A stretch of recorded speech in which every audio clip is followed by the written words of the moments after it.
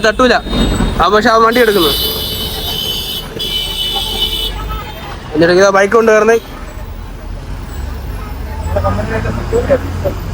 ആ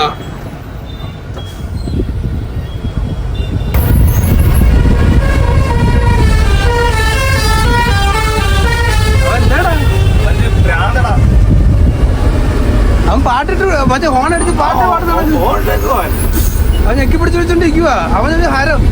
നമ്മളിപ്പോ ഇവിടുത്തെ ഗ്രാമീണ ജീവിതം കണ്ടില്ലേ? കണ്ടു.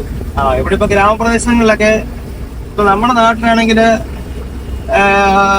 ചെറുപ്പക്കാരൊക്കെ പലതരം ജോലികൾക്ക് പോകാൻ സാധ്യതയുണ്ട്. നമ്മളിവിടെ യാത്ര ചെയ്തിട്ട് അധികം നമ്മൾ സാധ്യതകൾ കാണാനില്ല. ഉണ്ടോ? ഇവിടെ കുറെ ഇതുപോലെ മണ്ണും കൽക്കരി കൊണ്ടുവന്ന വണ്ടികളുണ്ട്. പിന്നെ ഫാക്ടറി ജോലിയാണ്, അവിടെ കുറെ ജോലിയുണ്ട്, വ്യവസായം.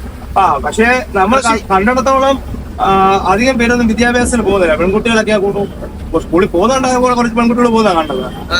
അപ്പം ഒരു ഫാക്ടറിയിലാണെങ്കിൽ കൂടെ ഒരു ടെക്നിക്കലായിട്ടൊക്കെ നല്ലൊരു പ്രൊഫഷണൽ ജോലിയാണെങ്കിൽ വിദ്യാഭ്യാസം അത്യാവശ്യമായിട്ട് വേണ്ടി വരും.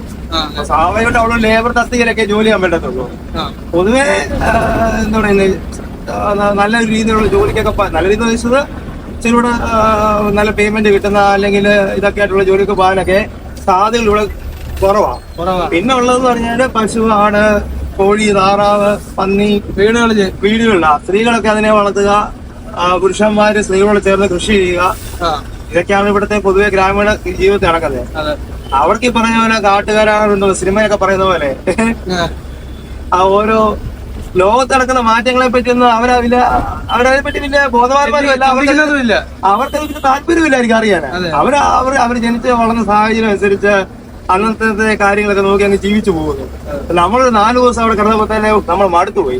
അപ്പൊ നമ്മൾ അവിടെ ചിന്തിച്ച കാര്യമാണ്, വർഷങ്ങളായിട്ട് ഇവിടെ ജീവിക്കുന്ന ഇവർക്കൊരു മടുപ്പില്ല. അതെ അതെ ശരിയാണ്. അതായത് അതിനൊരു ഉത്തരവേ ഉള്ളൂ. കാരണം അവര് വേറെ ഒന്നും കണ്ടിട്ടില്ല. അതെ, അവര് ഈ സാഹചര്യത്തിൽ ജീവിച്ചു വളരുന്നു. അവർക്ക് സ്വർഗമായിരിക്കും. നമുക്ക് പുറത്തുനിന്നാണ് ഒരാൾക്ക് ഇതെല്ലാം വലിയ ബുദ്ധിമുട്ടായിട്ട് തോന്നുന്നു. എനിക്ക് ഏറ്റവും മടുപ്പ് തോന്നിയാല് ഫുഡ് മാത്രം. നമുക്ക് അത് ഞാൻ യാത്ര ചെയ്തതിന്റെ അടിസ്ഥാനത്തിൽ പറയാം.